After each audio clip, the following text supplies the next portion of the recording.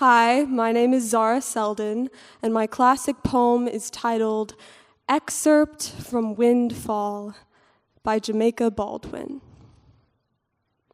Sometimes I am reminded that so many of the references I carry in my body are occupied by white women, and I am lost in an ocean of memories, worlds beneath worlds of ocean that should be kept hidden, as all sacred things we want to keep from being policed must be kept hidden. Like language. Once, I learned Morse code, spent a weekend at Pigeon Point Lighthouse with a ham radio, tapping greetings to kids in Russia, then waiting for their response in return.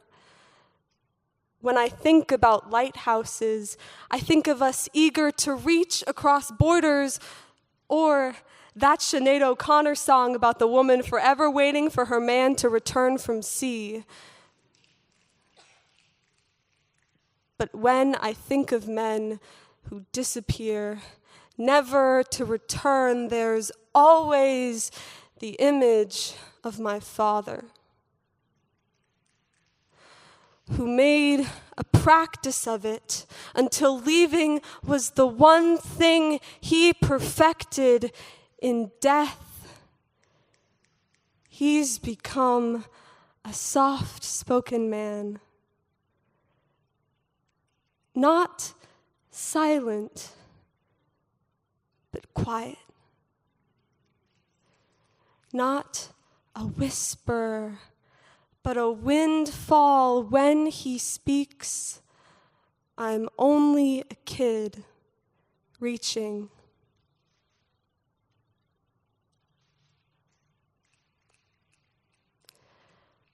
I'm a woman alone in a lighthouse, with underwater memories always waiting.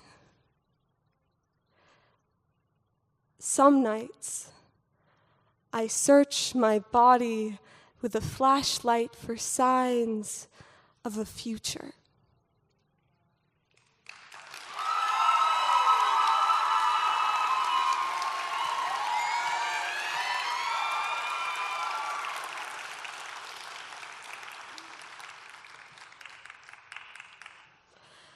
And my response poem is entitled, Name, Snow White, Occupation, Pretty. Snow White is effing exhausted. She opens her window because she has seasonal affective disorder, and her therapist says she needs to get some fresh air. She cannot exercise in a dress, so she skips meals to compensate. The dwarves are not worried about her. In the late morning, when the men of the house are away, she screams at the birds and the squirrels, but from across the kingdom, it almost sounds like singing. She takes a midday nap and dreams about castles and tall men who will strip away her pain alongside her undergarments. Then she wakes up with shame and sweat that smells like foxglove. Snow White downloaded a meditation app last week. She writes down her feelings in a journal and then showers them in marigold and sunlight. Mostly, she just waits for someone to call her pretty. Snow White is not technically employed. She organizes 7 different closets, scrubs the floor until filth finds home on her palms and knees. She waits, draws a bath for the mind-sooted dwarves, and reads self-help books that tell her to unlock her inner child. But all she can recall is a father who died quietly and left no fortune, so she longed for the man she did not know. Once upon a time, at Hot Girl Inspo on Instagram, Reels told her to cut an apple into quarters and eat 1 slice each day so she could lose all the weight around her thighs in 96 hours. 4 days later, she woke up on her bedroom floor with eyes like frosted glass, cursed the apple instead of herself, told the birds a prince had kissed away the sleep. Snow White waits on the dwarves all day. She makes the bed for Sleepy, switches on the air purifier for Sneezy. Sometimes she dreams of running out into the woods, naked and dying there.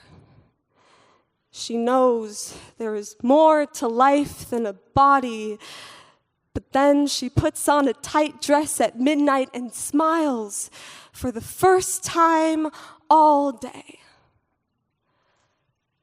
My dreams have always been occupied by whiter, more beautiful women. When I was 3 years old, I wanted to be Snow White. Small-waisted and porcelain-skinned and happy, I put on her dress, spun around in a flurry of yellow and blue, and felt like the prettiest girl on earth. Funny how we always put other women on pedestals looking for the fairest of them all. Like that is what matters. Outside Snow White's window, little girls wonder why she never leaves the cottage anymore. Some say she's been living happily with the prince for years on the outskirts of town, a symbol of love after poison. Others swear they can still hear her singing. She sounds perfect from miles away.